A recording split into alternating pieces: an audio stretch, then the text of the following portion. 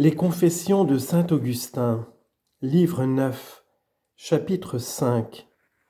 Il renonce à la profession d'enseigner la rhétorique. Saint Ambroise lui conseille de lire Isaïe.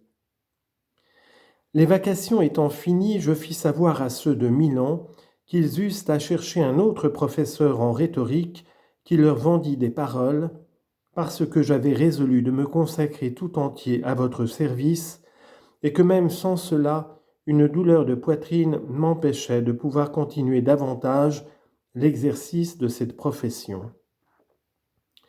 Je fis aussi connaître par mes lettres à votre saint pontife Ambroise quelles avaient été mes erreurs passées, et dans quelle disposition je me trouvais, afin qu'il lui plût de me conseiller ce que je devais principalement lire de vos Écritures, pour me bien préparer à recevoir une aussi grande grâce qu'est celle du sacré baptême. Sur quoi il m'ordonna de lire le prophète Isaïe, ayant jugé comme je crois que cette lecture m'était fort propre, à cause que c'est celui de tous les prophètes qui parle le plus clairement des vérités de l'Évangile et de la vocation des païens.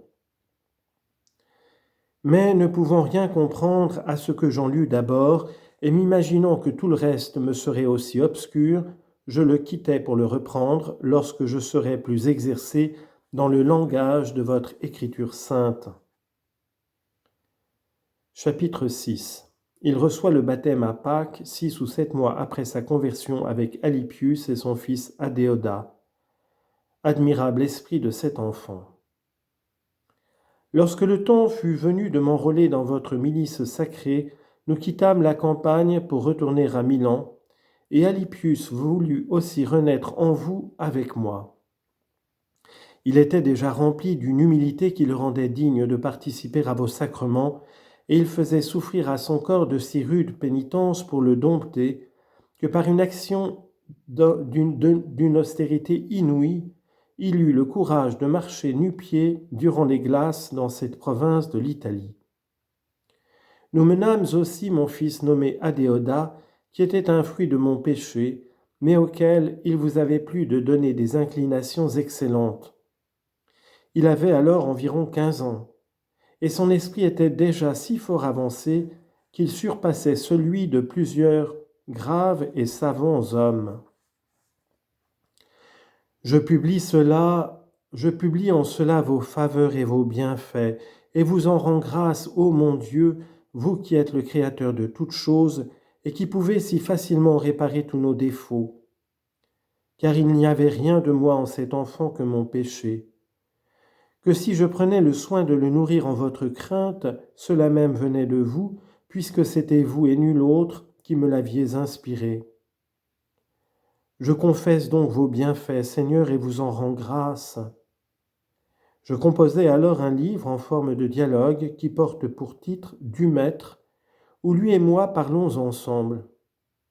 Et vous savez que toutes les pensées qui y sont écrites sous le nom de celui avec qui j'y parle sont entièrement de lui, quoiqu'il n'eût alors que 16 ans.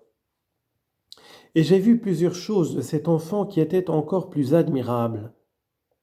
La grandeur de son esprit m'étonnait. Et quel autre ouvrier que vous, Seigneur, est capable de faire de tels chefs-d'œuvre et de si grandes merveilles? Vous l'avez bientôt enlevé du monde, ce qui fait que la joie que je ressens, me souvenant de lui, n'est traversée d'aucune crainte, parce que je n'ai rien à appréhender, ni pour les fautes de son enfance, ni pour les péchés qu'il a pu commettre en sa jeunesse, puisqu'ils lui ont été tous remis par le saint baptême.